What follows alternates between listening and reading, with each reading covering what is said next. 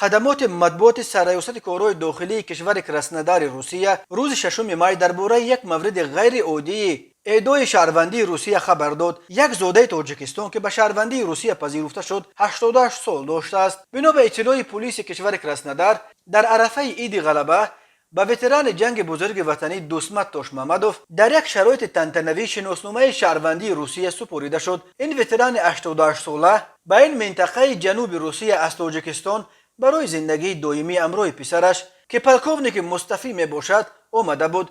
او ماه مارت سال 2022 برای گرفتن شهروندی روسیه درخواست داد. کارمندان ریاست مهاجرت منطقه تمام کار از آنها وابسته را انجام داده تا اسناد این وتران جنگی را هر چه زودتر آماده کنند. مراسم سوگند صداقت به فدراسیون روسیه را یاد کردن او در یک شرایط پرتنطنه دایر شد. برای اشتراکچی جنگ مهم بود که شناسنامه روسیه را نه در خانه بلکه رسما در اداره مهاجرت به دست بگیرد. بعد گرفتن شناسنامه شهروندی روسیه دوسمامدوف به کارمندان پلیس برای حسن تفاهم و امکان پیوستن به پسر و عائله او اظهار سپاس کرد. گفته می شود در اطلاعیه پلیس کرسنودار.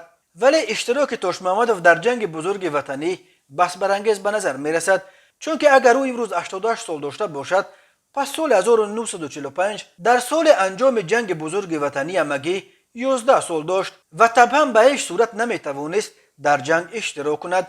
بنا به آمار رسمی وزارت کارهای داخلی روسیه در طول سال 2021 130,681 زاده تاجیکستان شناسنامه تاجیکی خود را با شناسنامه روسی عوض کردند. این 35% بیش از 63389 نفر از تاجیکستان است که سال 2020 صاحب شهروندی روسیه شدند. به حساب میانه سال 2021 هر روز دست کم 284 تاجیکستانی شناسنامه تاجیکی خود را به شناسنامه روسی عوض کرده است. سال 2020 این نشان دهنده 173,000 نفر را در یک روز تشکیل میداد.